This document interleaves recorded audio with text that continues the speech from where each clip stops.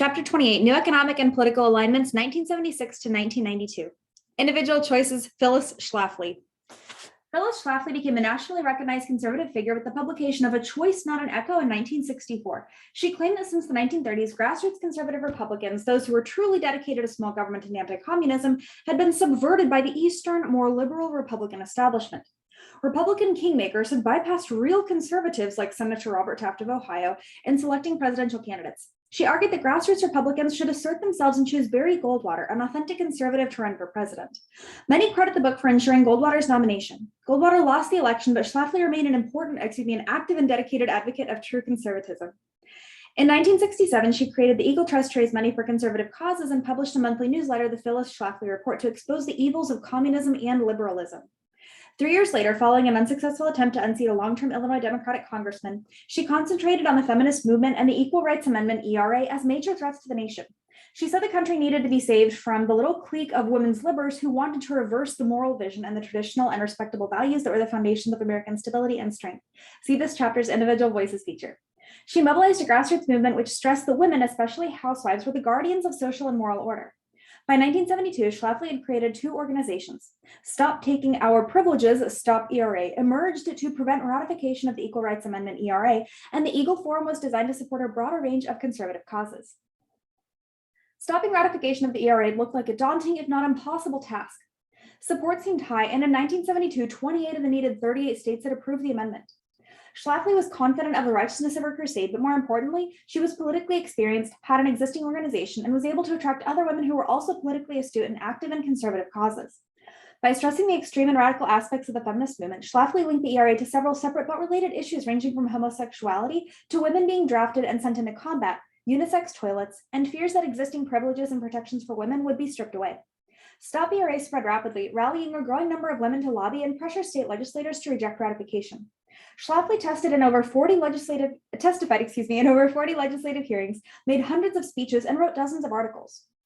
After losing a hard-fought battle in Indiana in 1977 that left the ERA only 3 states short of ratification, Schlafly's movement turned the tide. ERA supporters were unable to win approval from any of the remaining states. By defeating the ERA, Schlafly and Stop ERA not only gave conservative women political legitimacy, but also significantly contributed to the rise of the New Right and the election of Ronald Reagan in 1980, as conservatives recognized the effectiveness of social issues. Schlafly died in 2016, but the Eagle Forum continues to mobilize conservatives against liberal social, political, and economic policies they believe constitute an attack on vital American values. Schlafly continued to be a really important voice even up until her death, and she campaigned in support of Donald Trump for president in 2016. She was a really big, important voice in our politics, pretty much up until the day she passed away. Beginning in the 1970s, the American economy moved from a primarily industrial base to one characterized by service and consumer buying. In the process, many Americans saw their standard of living decline as industrial factories closed or relocated to other areas. At the same time, new industries, especially those in the electronic and communication fields, created new products and wealth. The gap between rich and poor widened, and a new wave of immigrants, many from Asia and Latin America, arrived. These changes heightened existing economic, social, and cultural tensions and contributed to a growing successful conservative attack on liberal democratic policies. The 1980s is a decade of conservative ascendancy, kind of like the 1920s and 1950s were to an extent. A resurgent conservatism led by the New Right gained political strength, helping to elect Ronald Reagan as president in 1980. Reagan promised changes that would restore American power and prosperity. His policies implemented a conservative agenda to replace liberal economic and social policies and to restore an assertive Cold War foreign and military policy. Critics charged his policies benefited the wealthy and abandoned support for minorities and the poor. And they warned of a growing national debt. But most Americans embraced Reagan's policies as the economy rebounded and the country assumed a preeminent role in the world with the decline of the Soviet Union.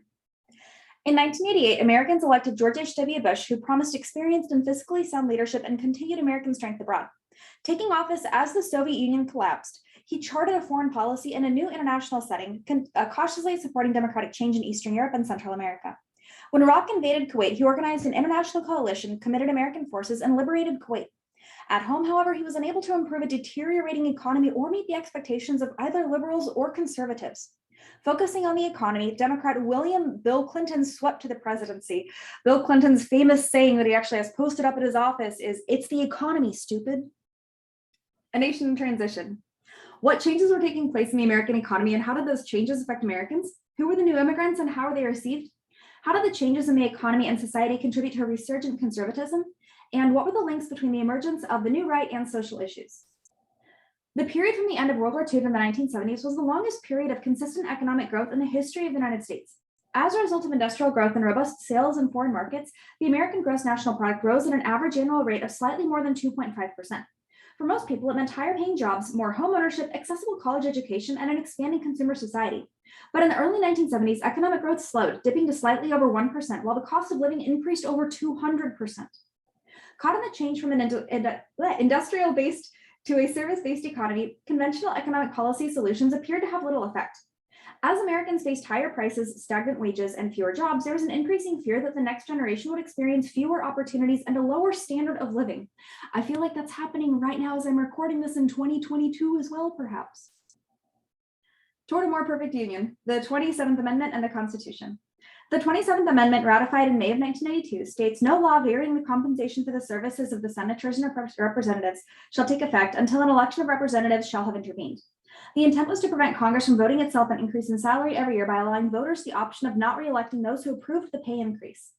It was proposed to Congress in 1789, 202 years before its ratification, as one of the proposals for the Bill of Rights.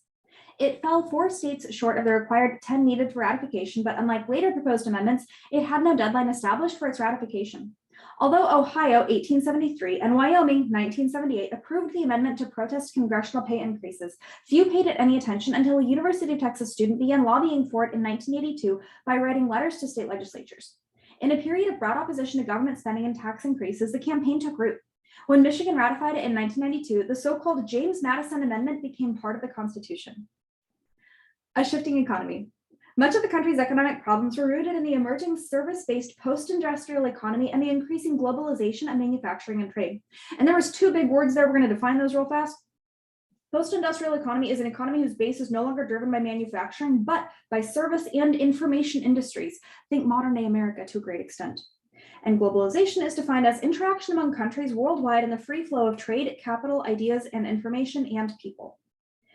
Since the late 1960s, the expanding economies of West Germany and the Pacific Rim, Japan, Korea, and Taiwan had begun to compete successfully for American and domestic and foreign markets. Japanese goods were beginning to dominate the electronics industry, and Japanese automobiles cut deeply into the American automobile market. American companies that in 1946 had produced 2/3 of the world's steel were by 1980 making only 15% of global steel production. Although still the world's largest economy, the American economy was less robust, and many feared that more competition from abroad and further decline might develop. To maintain profitability and survive in the changing economy, corporations devised new strategies and embraced new technologies. Many rid themselves of less profitable manufacturing operations and invested more heavily in service industries. General Electric, for example, once one of the largest manufacturing firms in America, sold off most of its manufacturing divisions and moved its resources into the service sector by buying the entertainment giant RCA, as well as a number of investment and insurance firms. Other companies closed less productive plants and shifted their production to locales with lower operating costs. Some moved to southern and western states, but an increasing number of companies relocated overseas in order to save money. Across the country, but especially in the Northeast, as American companies lost money, shed workers, and closed plants, an expanding Rust Belt formed. The Rust Belt, by the way, is the industrialized Middle Atlantic and Great Lakes region whose old factories are barely profitable or have closed. Philadelphia from 1969 to 1981 lost 14% of its population and 42% of its factory jobs. Pittsburgh, Cleveland, Detroit, and other Rust Belt cities also faced staggering economic losses as plants closed. But the economic changes were felt everywhere. Suburban Lakewood, California, which had seen economic success for 3 decades after World War II, experienced economic decline when nearby defense-related and other industries relocated or downsized, and stores like Walmart replaced higher-end department stores like Macy's. With the departure of higher-paying manufacturing jobs, many in Lakewood and across the country were forced to find new jobs in the service industry, which paid about 1/3 less and used more part-time help. Suddenly, McDonald's was one of the largest employers in the nation. By the mid-1980s, a high school blue-collar worker was earning about $18,000 a year, 25% less than in 1965. Overall, between 1980 and 1992, the average hourly wage of the American worker declined from $10.59 to $9.87. Not everybody experienced lower wages. The economic changes also brought new opportunities, especially for those able to participate in the expanding electronics and communications fields. With Apple computers and IBM leading the way, office and personal computers restructured the process of handling information and communications, spawning a new wave of tech companies. A new stock exchange, NASDAQ, charted the companies in the growing technology field. NASDAQ, by the way, is a stock exchange launched in 1971 that focuses on companies and technological fields. NASDAQ is actually an acronym, and it stands for the National Association of Securities Dealers Automated Quotations. So we got NASDAQ, who's charted the companies in the growing tech field. New technologies also produced a wider variety of products that affected almost every segment of American society, from office to home to school. By the late 1980s, 75% of American homes had microwaves, 60% had video cassette recorders or VCRs, and the use of cable television in American homes had more than doubled. A new crop of millionaires such as Bill Gates flashed on the scene. A Harvard dropout, Gates developed computer software, founded Microsoft in 1975, and eventually became America's youngest billionaire. And Gates was not alone. It seemed that thousands of people, from investors to the financial wizards who brokered mergers and promoted the new industries, were riding the expanding new economy to wealth and power. Stories of economic success filled the news media and the plots of television shows and movies, creating a money culture. Buy high, sell higher, Fortune magazine proclaimed. The pursuit of wealth and the goods that it could buy became a lifestyle sought after by many young Americans, particularly the baby boomers who were reaching their peak earning and spending years. Income-conscious college graduates hoped to become highly paid professionals eagerly applied to law, business, and other postgraduate schools. Consequently, the number of doctors, lawyers, and MBAs, those with a master's of business administration degrees, swelled, while in the business world, many executive salaries broke $40 million. The 1980s were called by some the me decade, and Newsweek declared 1984 the year of the Yuppie, the young, upwardly mobile urban professional who was on the leading edge of the new economic vitality. The 1980s saw women entering the workforce and professions in increasing numbers, even as those like Schlafly praised the stay-at-home wife and mother. Women graduating from professional postgraduate schools went from 5 to 25%. Women's wages, while still below those earned by men, also rose in part because many states and municipalities passed comparable worth laws that mandated the same salaries for women and men working comparable jobs.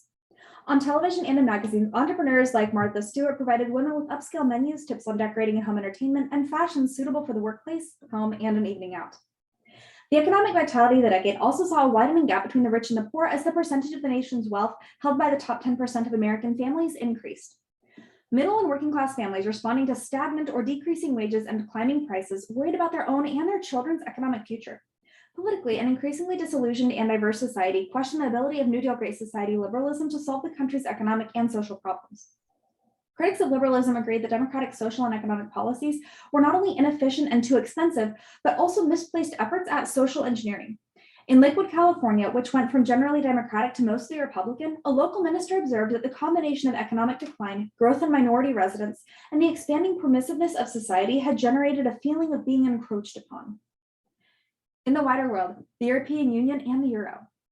Since the end of the Second World War, many European leaders have envisioned an integration of Europe, Eurofederalism, into an organization that would provide a system of political, social, and economic unity and would make another European war not only unthinkable, but materially possible.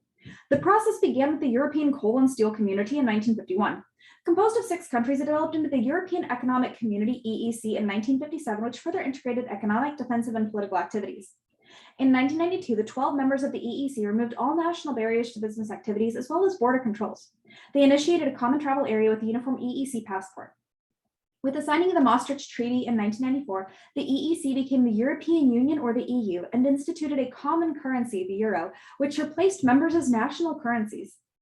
In 2013, the Eurozone comprised 17 member states: Austria, Belgium, Cyprus, Estonia, Finland, France, Germany, Greece, Ireland, Italy, Luxembourg, Malta, the Netherlands, Portugal, Slovakia, Slovenia, and Spain, and 6 non-member states: Andorra, Kosovo, Monaco, Montenegro, San Marino, and the Vatican City. New immigrants. Contributing to the widening gap in income and to the diversity of the nation was a new wave of immigrants arriving in the United States as a result of the 1965 Immigration Act that was passed under President LBJ, and that's discussed a lot more in Chapter 26. The first comprehensive immigration act since the 1920s, the 1965 Immigration Act ended the national quota system and opened access to the U.S. from areas other than Europe. It also favored those with family members in the U.S. and with desired occupational skills. It set general annual immigration totals by nation and hemispheric limits, which were eliminated in subsequent legislation. One important impact of this, noted in Chapter 26 too, is that it does kind of change where people come from in the world who come to the United States. It changes where they settle, it changes what they do. If you don't know what this means, go back to Chapter 26 and do a little bit of review before you continue your reading here. The immediate result was a change in the place of origin of those coming to the US. Before the 1965 Act, 3 of every 4 immigrants came from Europe, but within 2 decades, more than half of all immigrants arrived from the Caribbean and Latin America, with Asian immigrants becoming the second largest group, surpassing those arriving from Europe. Most came for the traditional reasons, job and security.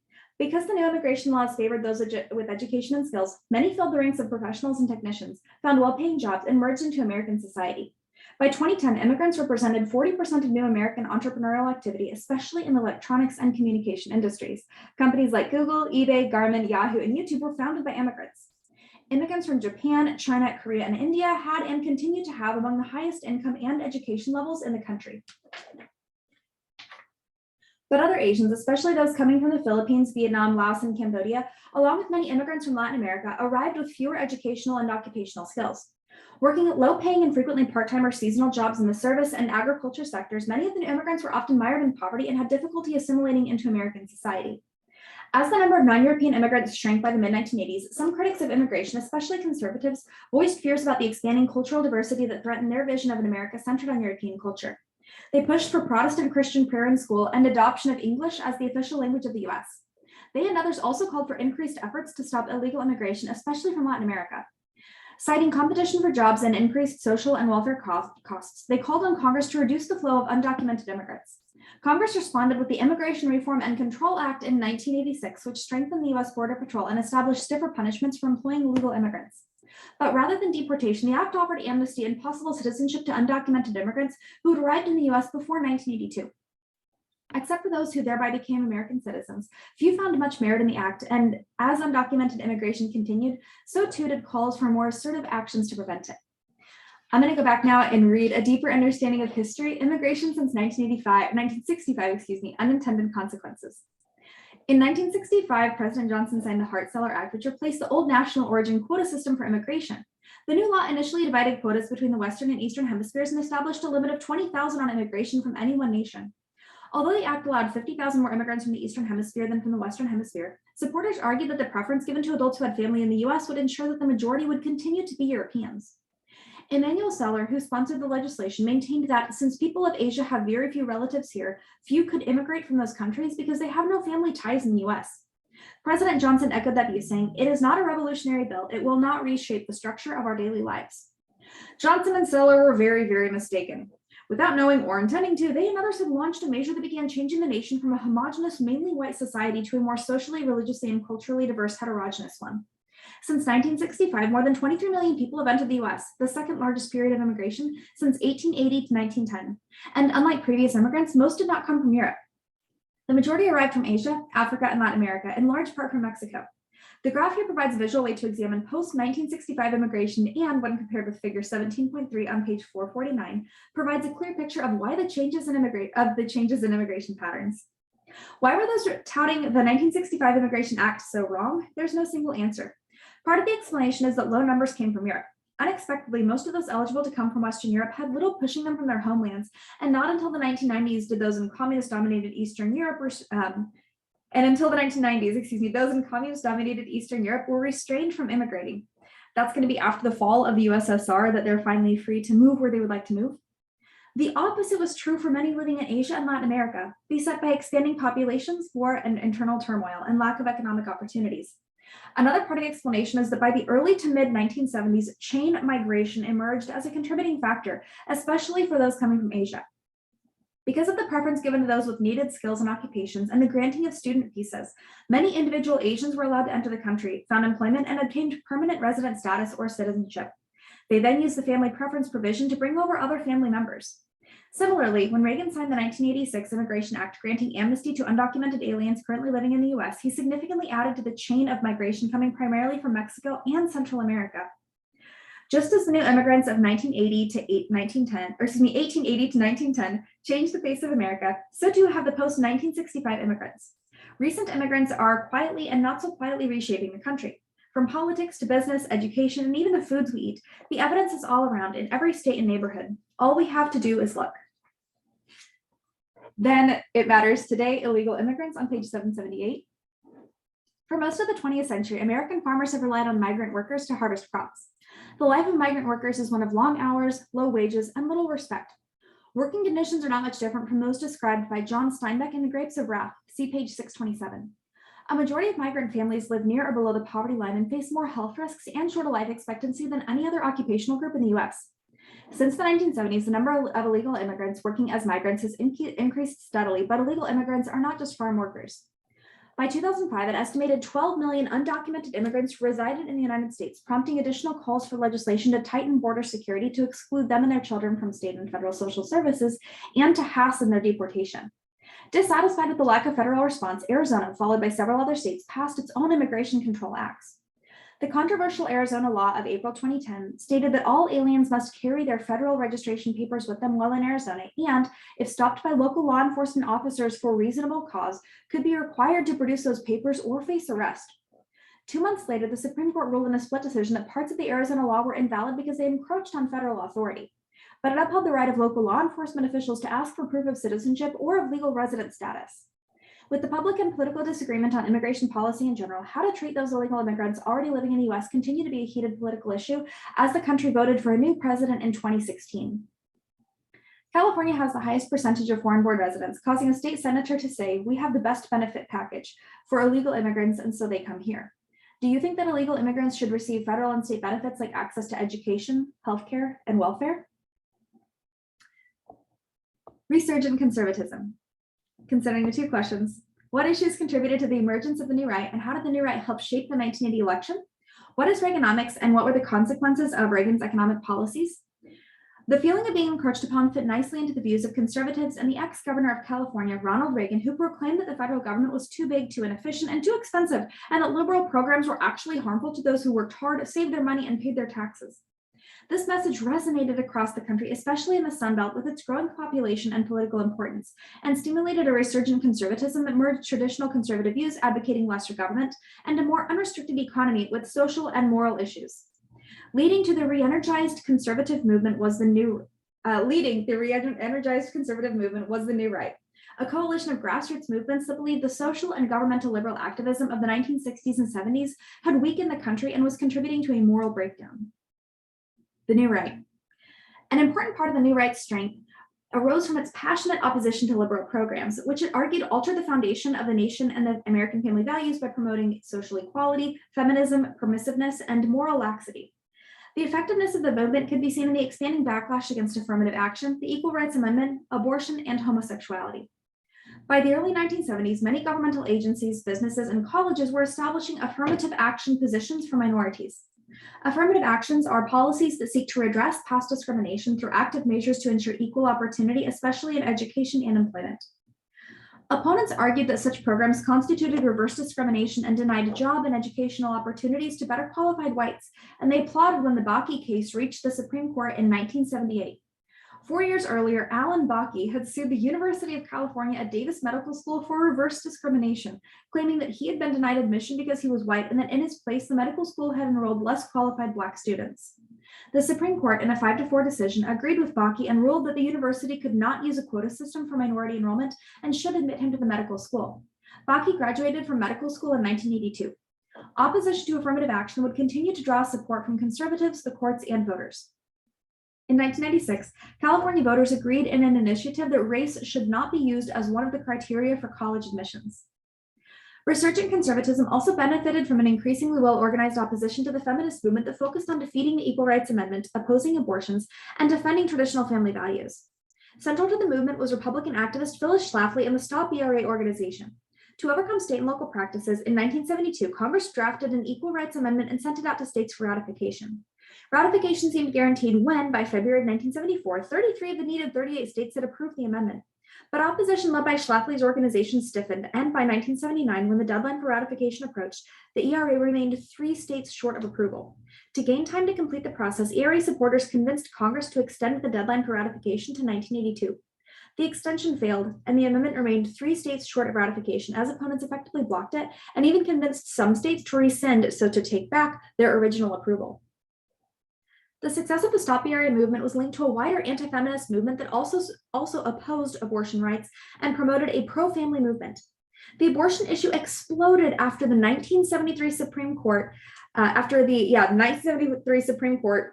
in a 5-2 decision in Roe v. Wade, sorry, that wording is kind of confusing there. So we're talking about Roe v. Wade here, which you've probably heard of, invalidated a Texas law that prohibited abortions.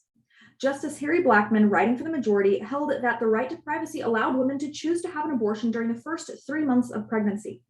This controversial ruling struck down laws in 46 states that had made abortions nearly impossible to obtain legally, except in cases of rape or to save the life of the mother.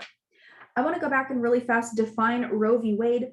It's a Supreme Court ruling that women have an unrestricted right to choose an abortion during the first 3 months of pregnancy. Although most public opinion polls indicated that a majority of Americans favored giving women the right to choose an abortion, many religious organizations worked with conservative groups to organize a right-to-life movement opposing abortion rights on moral and legal grounds. It found common cause with pro-family and anti-ERA movements and voicing a multifaceted critique of American society, feminism, and liberalism. Highly visible among those voicing such critiques and forming a key part of the new right were evangelical Christian sects, many of whose ministers were televangelists, or preachers who used radio and television to spread the gospel. Receiving donations that exceeded $1 billion a year, yeah, that's billion with a B, they did not hesitate to mix religion and politics. Jerry Falwell's moral majority promoted new right views on more than 500 television and radio stations. Reaching millions of Americans, Falwell called on listeners to wage political war against liberal government officials whose views on the Bible, homosexuality, prayer in school, abortion, and communism were too liberal. Falwell told his listeners to get people saved, baptized, and registered, as in registered to vote. Enter Ronald Reagan's stage right. The new right's social and cultural messages not only generated new levels of political activism, it also successfully linked this activism to traditional conservative economic issues revolving around taxes and government spending. Basically, it's a whole brand new Republican Party. Throughout the 1970s, state and local taxes had risen. At the federal level, Social Security taxes, now including a Medicare component, grew by 30% at the same time that income taxes, pushed by an inflation-fueled bracket creep, increased by as much as 20%. Taxes and government spending, especially for social programs, became powerful, broad-based issues. In California, Republicans and Democrats joined forces in 1978 to pass Proposition 13, which placed limits on property taxes and state spending. It isn't just a tax revolt, observed a Carter official, it is a revolution against government. Running for the presidential nomination in 1980, Reagan embraced the new right social positions and promised to restore America by reducing government spending and activism while reasserting the nation's leadership in foreign policy. Having won the Republican nomination, Reagan used the same issues to oppose President Carter, Democrats, and liberalism. He attacked welfare cheats, affirmative action, and forced busing while vowing to take a tougher stance toward the Soviet Union. Embracing the image of the citizen politician speaking out for the common sense of everyday Americans, Reagan quipped, "A recession is when your neighbor loses his job. A depression was when you lose yours. A recovery is when Jimmy Carter loses his." As the November election approached, the central question was the size of Reagan's victory and how many Republicans his political coattails would carry into office. When the votes were counted, Reagan had received an impressive 51% of the popular vote and an even more impressive 91% of the electoral count, and his coattails had worked well. Republicans kept their majority in the Senate and substantially narrowed the Democratic majority in the House of Representatives. The Reagan Revolution, considering the questions, what is Reaganomics and what were the consequences of Reagan's economic policies? In what ways did Reagan meet the social agenda of conservatives and the religious right? And what were the social results of Reaganomics? Called the great communicator by the press, Reagan brought to the White House an unusual ability to convey his views and agenda to the American public. The new right and conservatives were expectant as he took office. He had campaigned not just on restoring prosperity and cutting intrusive government, but also on promoting traditional American values and strengthening the family. In office, however, Reagan disappointed the new right by choosing to concentrate on the economy and foreign policy. The administration's economic plan was simple: cut the number and cost of social programs, increase military spending, and reduce taxes and government restrictions. "If we can do that, the rest will take care of itself," Reagan's chief of staff, James A. Baker III, argued. Calling the formula for restoring economic vitality supply-side economics, the Reagan administration fought inflation by keeping interest rates high. They spiked to 18%, the highest in the 20th century. To promote economic growth, the goals were to reduce federal regulations, taxes, and social programs. Privately, Reagan admitted wanting to dismantle the Great Society, which he thought had caused the nation's current mess. Budget Director David Stockman proposed a package that would significantly reduce individual and business taxes and that included large-scale budget cuts to avoid increasing the federal deficit and to reduce the size and scope of government. His formula did not survive Reagan's review. The president increased military spending levels and restored the proposed cuts to Social Security, Medicaid, and Medicare, confident that a revived economy would produce enough revenue to balance the budget by 1984. Consequently, the final budget found most of its savings in reduced funding for social programs like food stamps, housing, and aid to families with dependent children. By August, Congress approved both the budget and the Economic Recovery Tax Act, which lowered income taxes and most business taxes by an average of 25%. I want to go back and define supply-side economics real fast. I don't think I did that earlier. Supply-side economics is defined as the theory that reducing taxes on the wealthy and increasing the money available for investment will stimulate the economy and eventually benefit everyone. Another part of Reaganomics reduced federal controls over business and deregulated oil and gas, banking, and communications industries. To further stimulate growth, Secretary of the Interior James Watt opened federally controlled land, coastal waters, and wetlands to mining, lumber, oil, and gas companies, a policy strongly advocated by many in the West. At the same time, to help business growth, the Environmental Protection Agency relaxed enforcement of federal guidelines for reducing air and water pollution. Reagan's economic policies were not immediately effective. The economy worsened, unemployment climbed to over 12%, the trade deficit soared, and bankruptcies for small businesses and farmers increased. The deficit, pushed by declining tax revenues and increases in military spending and entitlement programs like Social Security, was growing with alarming speed. Basically, we're spending a lot more money than we're taking in. We're spending a lot of money on these programs, but we're taking in less money through taxes, and so our deficit is growing. Reagan called for patience, assuring the public that his economic programs eventually would work. As Reagan predicted, in 1983, the economy recovered. Inflation dropped to 4% and unemployment fell to 7.5%. Many, especially corporate leaders, loudly cheered Reaganomics. Deregulation of financial institutions was heralded as especially positive because it spurred investment, which drove the stock market upward, the great bull market. I think we hit the jackpot, Reagan announced when in 1982 he signed the Garn-St. Germain Act, which expanded the types of loans that the savings and loan industry, S&Ls, could make beyond those for single-family homes. The recession ended just in time for the 1984 election. Reagan's campaign projected continued economic growth and affirmed his commitment to a strong America abroad. Democrats nominated Carter's vice president, traditional liberal Walter Mondale, whom Republicans immediately defined as a tax and spend liberal. Hoping to energize voters, Mondale selected New York Representative Geraldine Ferraro as the nation's first female vice presidential nominee. His choice made political history, but had no effect on the election. Ronald Reagan scored an overwhelming victory, taking 59% of the popular vote, so bigger than the first time around, and carrying every state except Walter Mondale's home state of Minnesota. Reagan continued to push Reaganomics during his second term, but the results were mixed, and by 1987, the economy was showing important weaknesses. It's also worth noting that he has dramatically increased defense spending by this point in time, and that's also going to be a factor in sort of shoring up our economy, putting more people back to work. Concerns about the size of the federal deficit and the national debt that had reached new records, requiring 14% of the annual budget to pay the interest. Others feared that the recently deregulated savings and loan industry, because of its aggressive and risky investment and loan policies, was tottering on the verge of collapse. And indeed, in 1989, many S&Ls, especially in the Southwest, faced bankruptcy and asked the federal government to provide more than $500 billion to cover the losses, to bail them out. By that time, in less than 10 years, the US had gone from the world's biggest lender to the world's biggest borrower. Social agendas and realities. Reagan's elections encouraged conservatives, especially the religious right, to hope for a sweeping, successful attack on liberal social programs that supported what they decried as the welfare state, that favored abortion rights, affirmative action, Social Security, and Medicare. They also sought to emphasize family values, prayer in school, and tax credits for parents who sent their children to private schools. The reality was a mixed result.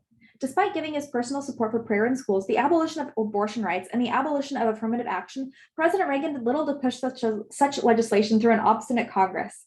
Nonetheless, conservatives were pleased with Reagan's economic policies, which redirected welfare policy and reduced federal support for a wide range of welfare programs. They also applauded Reagan's efforts to appoint legal conservatives to the federal court system, who it was hoped would apply a strict constitutional interpretation, judicial restraint, to the role of the federal government and the implementation of public policies. Judicial restraint, by the way, is defined as refraining from using the court to interpret laws in ways that implement social change, but instead deferring to Congress, the president, and the consensus of the people to make change happen.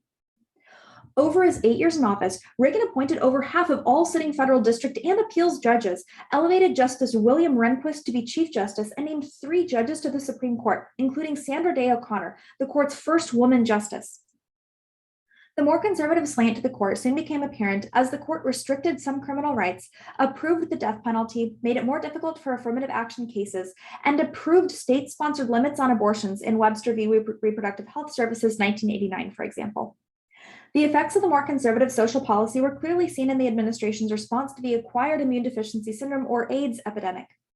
AIDS became a recognized health crisis in 1981, and over the next decade, more than 195,000 cases were reported in the US, with over 97,000 deaths. Seeing the issue as one affecting primarily gay men and those using drugs, the Reagan administration, following the lead of conservative spokesman Patrick Buchanan and Senator Jesse Helms, who suggested those with the disease were being punished for their lifestyles, chose to do little to fight the disease or to help its victims. The Republican resurgence of the 1980s also produced mixed economic results and a more diverse and divided society. Those supportive of supply-side economics and Reaganomics pointed to the resurgent economy that allowed for new wealth and pointed to the increasing number of African Americans, Native Americans, and Latinos who finished high school, enrolled in college, entered the middle class, and moved into integrated communities. Critics, however, pointed out that for the majority of the population, the 1980s meant deepening poverty, declining opportunities and socioeconomic advancement, and increasing racial intolerance and violence. By the early 1990s, the percentage of Americans existing below or on the edge of poverty reached its highest level ever since 1965, with 33% of Blacks and 29% of Hispanics living in poverty. Public and institutional support declined, compounding problems faced by the poor. Welfare rolls, services, and payments were trimmed. The causes of poverty were frequently presented as personal and moral, while stories of welfare cheats and, quote, welfare queens became more prominent. Why experiment with new anti-poverty programs, remarked a spokesman of the New Conservative Heritage Foundation, when the most important indicator of poverty is whether there are two parents at home? Although poverty was a nationwide problem, it was most noticeable in urban centers. As industries, stores, and the middle class relocated, cities and towns cut back on funding for public education and city services. At the same time, they and the nation witnessed what seemed to be an epidemic of homelessness and drug-related issues that overwhelmed public and private institutions. By 1990, there were at least 500,000 homeless, composed of a cross-section of the nation's poor. 51% of them were African Americans, 35% were white, 46% were single men, 36% families with children, 46% single women, and 4% unattended children. For the homeless and others in America's cities, life was made even grimmer and more violent as crack, an inexpensive and highly addictive form of cocaine, became easily available. By 1987, federal authorities were spending nearly $15 billion per year in the war on drugs to arrest dealers and users and to reduce the flow of crack and other drugs into the country. Asserting world power. Considering the questions, what did the Reagan administration view as the main issue in world affairs, and how did it try to implement a more assertive foreign policy? And how and why did Reagan shift US-Soviet policy during his second term? Very important questions, folks. We are gearing up here for the end of the Cold War and the fall of the USSR, so listen carefully. Reagan's victories in 1980 and 1984 resulted not only from the popularity of his domestic agenda, but also from public support for his views on the role of the US in world affairs. Throughout the 1980 presidential campaign, the Republicans had hammered at Carter's ineffective foreign policies and promised to restore American power and influence. Although he had little expertise in foreign policy, Reagan firmly believed the Soviets were the focus of evil in the world and would use any means, commit any crime, lie, cheat to achieve their evil empire. He also understood that the US was stronger than the Soviet Union, and when we turn our full industrial might into an arms race, they cannot keep pace. Unable to keep pace when faced with strength, Reagan believed the Kremlin would negotiate. Cold War renewed. To get the Soviets to recognize that reality, Reagan needed to expand Americans' offensive and defensive capabilities and confront Soviet expansionism. He told the Pentagon that it would have whatever it needed, and a compliant Congress quickly added more than $100 billion a year to the military budget, including funding to install a new missile system in Europe and to develop a system of defense against Soviet missiles, the Strategic Defense Initiative, SDI, also known as Star Wars. These initiatives, Reagan explained to those critics of the spending, would force the Soviets to spend more, which they could not afford to do without weakening their economy. Basically, it's not an arms race anymore, it's a spending race. To add more pressure on Soviet capabilities, Reagan implemented the Reagan Doctrine to support freedom fighters and governments confronting communism, especially in the Third World. The administration supplied economic and military aid, including covert operations in Afghanistan, Angola, Ethiopia, El Salvador, and Nicaragua. In the Caribbean, a Marxist government in Grenada allowed the Soviets and Cubans to build an extended airport runway that could be used as a staging area for Soviet and Cuban aircraft. When the government, called by the Reagan administration a brutal gang of leftist thugs, appeared to threaten the freedom of nearly 500 American students attending medical school on the island, Reagan ordered an invasion. On October 25, 1983, American soldiers quickly overcame minimal opposition, brought home the American students, and installed a pro-American government on the island. The administration basked in public approval. In Central America, the administration took a less direct path. That map, by the way, on 785 is fantastic and you should look at it. Linking the Marxist Sandinista Nicaraguan government to communist efforts to export revolution to El Salvador, which it called a textbook case of indirect armed aggression by communists, the Reagan administration increased its economic and military aid to the non-communist government of El Salvador and ignored valid reports of human rights violations by death squads connected to the Salvadoran military. It also organized and funded a covert military force, the Contras, to overthrow the Nicaraguan government. Here we are funding people to overthrow a government in a different country. However, when in 1984, the press uncovered large-scale covert American aid to the Contras, Congress passed the Boland Amendment. Designed to prevent the executive branch from creating another Vietnam-like scenario, it prohibited the CIA and other US intelligence agencies from directly or indirectly supporting any military operations in Nicaragua. The administration ignored the amendment and found creative ways to aid the Contras until the Iran-Contra scandal broke in 1986, and we will be coming back to that. The Middle East and terrorism. Reagan also worked to establish a stronger position for the US in the Middle East to support Israel and to confront the growing problem of terrorism in the Mediterranean region. Terrorists associated with the Palestinian Liberation Organization, the PLO, Syria, Iran, and Libya had kidnapped and killed Americans and Europeans, hijacked planes and ships, and attacked airports and other public places. In April 1983, in Beirut, Lebanon, terrorists attacked the American embassy, killing 63 people.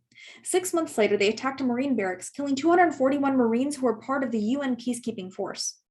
Reagan vehemently denounced the attacks and Hezbollah, the Iranian-sponsored terrorists who claimed responsibility, but took no other action except to remove American troops from Lebanon in January of 1984.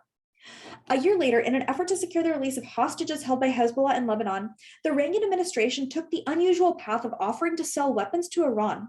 In return, Iran would help gain the release of the hostages. The money from the sale would then be transferred back to the Contras. Remember talking about them up in Nicaragua? When news of this Iran-Contra Affair became public, the administration and Reagan denied they were trying to do business with Iran or secretly fund the Contras.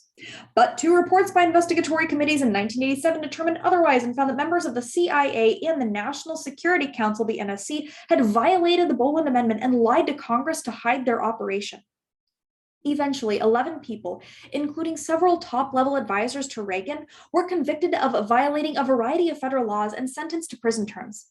Reagan claimed, "I just didn't know," but both committees concluded that he had encouraged such illegal activities. A final report in 1994 found that Reagan and Vice President Bush, H.W. Bush, had direct knowledge of the program and had given the instructions to mislead Congress. During the hearings, the 3 American hostages were released, but 3 others were taken and 2 other Americans were killed by terrorists. The administration found a more satisfying response to terrorist activities in April 1986 when it bombed targets in Libya after intelligence sources linked Libyan ruler Muammar Gaddafi to a bombing in West Berlin that killed 2 American soldiers. Undeterred, in December 1988, a Libyan, Syrian, Iranian-sponsored terrorist exploded a bomb on Pan Am Flight 103 over Scotland, killing all 259 passengers. Reagan and Gorbachev. Until 1985, Reagan's foreign policy had focused on combating the power of the Soviet Union around the globe, but his actions had seemed only to make the Soviet leadership more combative until Mikhail Gorbachev assumed power in 1985. Gorbachev was committed to making fundamental changes in the Soviet Union and to improving relations with the West and the US. He released political prisoners, and with his policy of perestroika, or restructuring, he began to restructure an economy that was stagnating under the weight of military spending and state planning. Definitely no perestroika. Again, that is organizational restructuring of the Soviet economy and bureaucracy that began in the mid-1980s. Basically, its new forms of economic activity are going to be allowed. Gorbachev's policy of glasnost, or openness, initiated reforms that provided increased political and civil rights to the Soviet people. Glasnost is going to be more openness for freedom of speech, freedom of thought, freedom of the press. It won't be a blanket sort of, you can say whatever you want, but it's definitely a big step toward that. Perestroika and glasnost are 2 things that APUSH loves to ask about, so make sure you understand those 2 reforms to the Soviet system here under Gorbachev. Informing American officials that he wanted to move beyond détente and to demonstrate that he was a new type of Soviet leader, Gorbachev unilaterally stopped nuclear testing and deployment of missiles in Eastern Europe and informed Ronald Reagan that he wanted to work vigorously to improve relations with the United States. Unilaterally means he's doing this himself. He's not waiting on the United States to be like, we're going to stop nuclear testing too. He's like, no, I'm going to do it. Here's my step in the right direction. Can you meet me here? Can you start taking steps too? Meanwhile, a CIA report informed Reagan that the Soviet Union was an economic basket case, unable to compete with the United States. Reagan, too, wanted to improve relations, and he met with Gorbachev 7 times between 1985 and 1989, with arms control the central issue. When the two leaders met in Reykjavik, Iceland in October of 1986, differences over SDI, remember that big old Star Wars defense program, prevented an agreement to reduce strategic weapons. Both left the summit disappointed, but they agreed to keep working on arms limitations. And in December of 1987, they signed the Intermediate Nuclear Force Treaty, which removed their intermediate range missiles from Europe. Soviet-American relations continued to improve as Gorbachev withdrew Soviet forces from Afghanistan and Reagan visited Moscow. Assessing the changes, Secretary of State George Shultz noted that the Cold War was all over but for the shouting. Definitely shouting, not shooting. In Reagan's shadow. Considering the questions, what constraints hampered Bush in developing a domestic agenda? And what foreign policy choices did Bush face in protecting American global interests? Despite some concerns over the economy and the Iran-Contra revelations, most Republicans believe that the Reagan years had cemented a conservative ascendancy and that Vice President George Herbert Walker Bush would be able to defeat any Democratic candidate. Although some in the new right worried that he was not conservative enough, most Republicans believed that Bush had earned the nomination. He had served the party faithfully and had held important posts under President Nixon and Ford, including chair of the Republican National Committee and the director of the Central Intelligence Agency. He would, they believed, defeat the Democratic candidate, Governor Michael Dukakis of Massachusetts, and continue the Reagan Revolution. Bush assumes office. The 1988 campaign followed a familiar pattern. Republicans labeled Dukakis weak on defense and too liberal, especially on fighting crime and drugs. Bush emphasized his foreign policy experience and promised to wage war on drugs and crime and not to raise taxes. Read my lips. No new taxes was what H.W. Bush said. And when he later has to raise taxes, people throw that slogan back in his face. It's not a good look for him. Dukakis had no effective answer to the Republican attacks, and Bush sailed to an easy victory.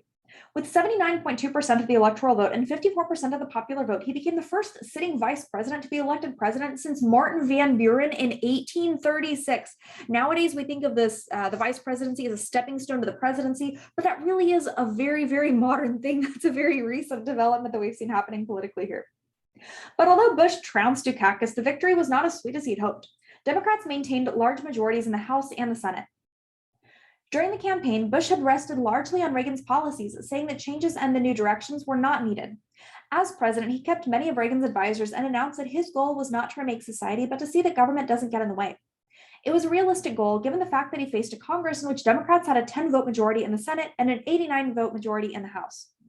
By the end of his first years in office, Bush and his advisors believed they were managing well, although the economy remained a problem. Domestically, he had increased federal efforts to curtail the drug trade, so to cut the drug trade short.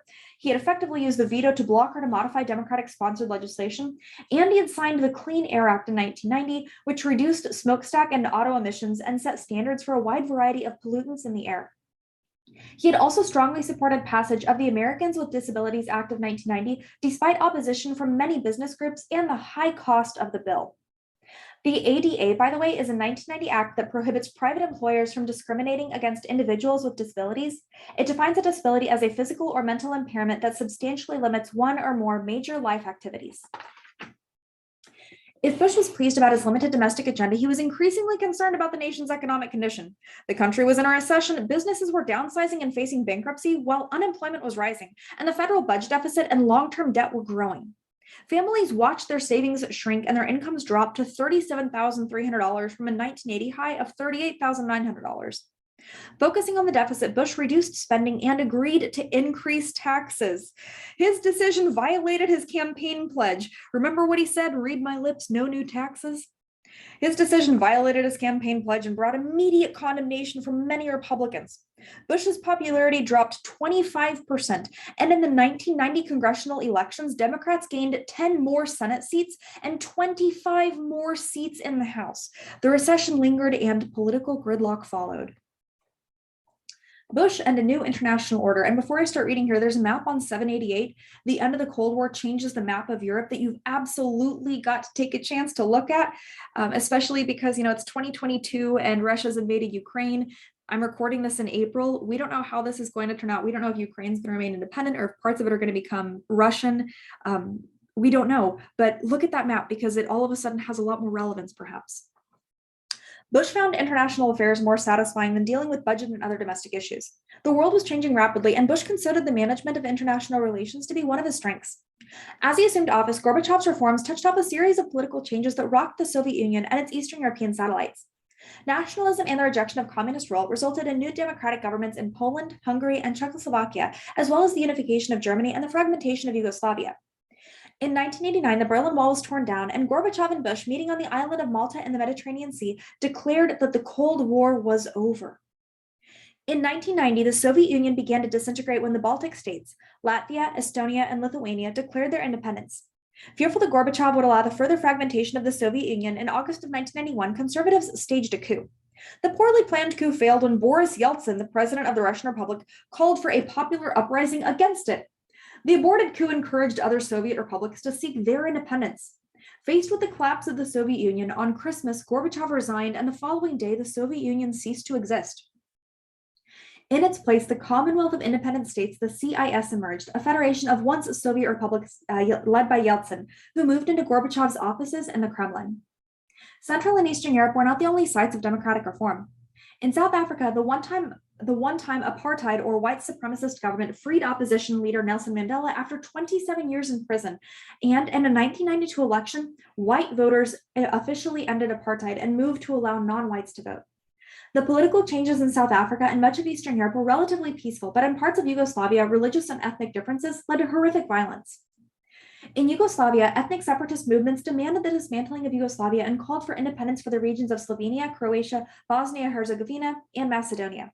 Representing a united Yugoslavia, Serbia fought to maintain its control, but by 1992, all but Bosnia-Herzegovina had achieved independence. In Bosnia-Herzegovina, a religious and ethnic civil war continued until 1995, as Serb forces instituted a policy of ethnic cleansing to remove the Muslim population, as discussed further in the next chapter. Democratic reformers were not always successful. In several communist countries, such as Cuba, Romania, and the People's Republic of China, the existing leadership maintained control.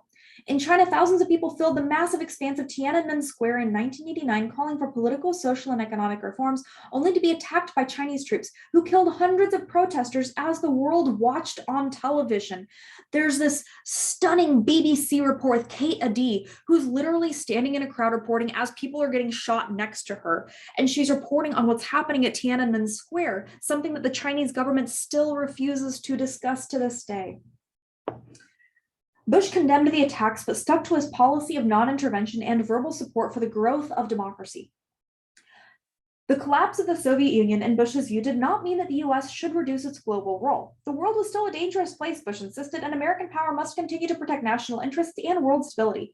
Iraq's invasion of neighboring oil-rich Kuwait in August of 1990 seemed to verify his position.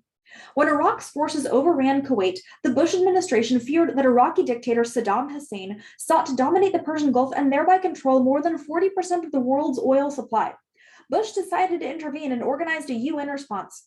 A multinational coalition deployed more than 500,000 troops, including 200,000 Americans, to Saudi Arabia in Operation Desert Shield to protect the Saudi nation and its oil and to pressure Iraq to withdraw from Kuwait.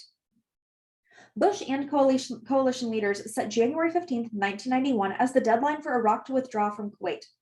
Otherwise, the coalition would use force. 18 hours after the deadline expired, with Iraq making no move to pull out, the UN coalition began devastating air attacks on Iraqi positions in Kuwait and on Iraq itself, beginning what many called the Persian Gulf War.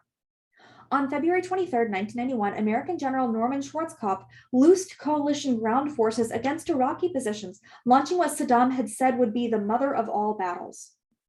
Within 100 hours, the war against Iraq, which US forces called Operation Desert Storm, was over. Again, we're talking 4 days.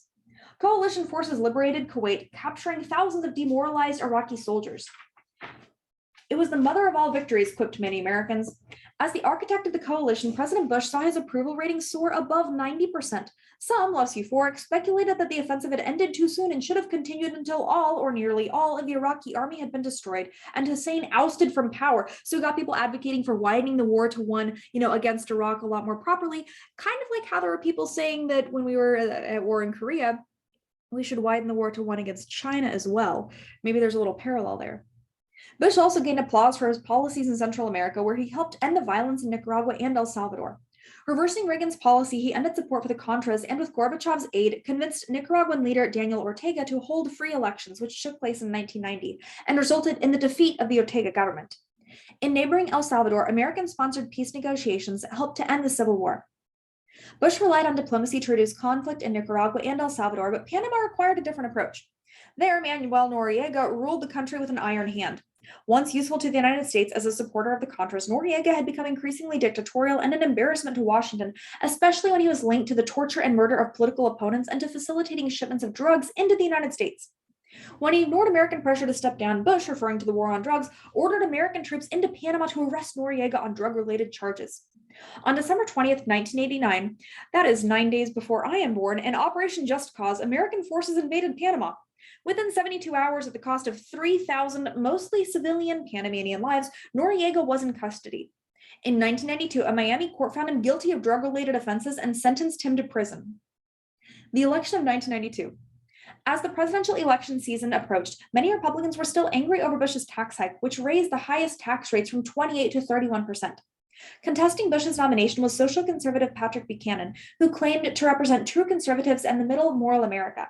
Buchanan roused the convention by calling for a cultural war for the soul of the nation, but Bush and party regulars fought off this challenge. Nonetheless, the social agenda championed by conservatives like Buchanan and Schlafly was written into the party platform. It attacked permissiveness in American society, opposed abortion and alternative lifestyles, advocated less government, and stressed the traditional American values that emphasized family and religion. Bush accepted the platform, but his campaign chose to emphasize his experience and foreign policy victories.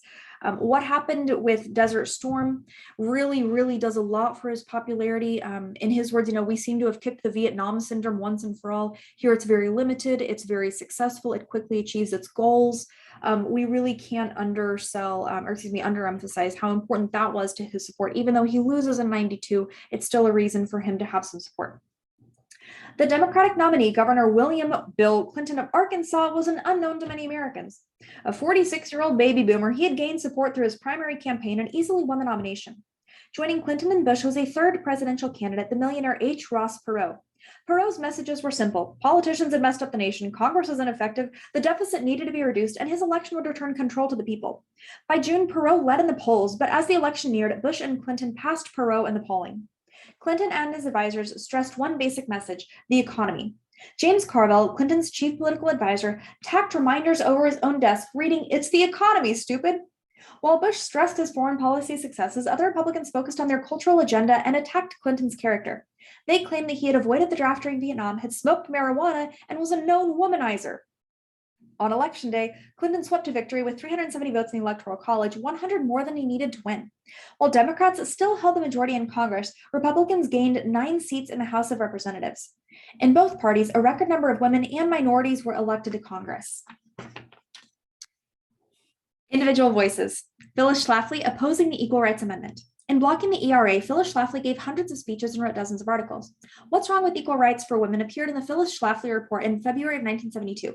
It voices many of the reasons why opponents thought the ERA should be rejected and that the women's liberation movement was a threat to American society. This is an important document because so many times students assume, oh, she's a woman, so she'll support the ERA. And in fact, life is a lot more complex than that. And people are a lot more complicated than just, one thing that makes them who they are. So listen carefully.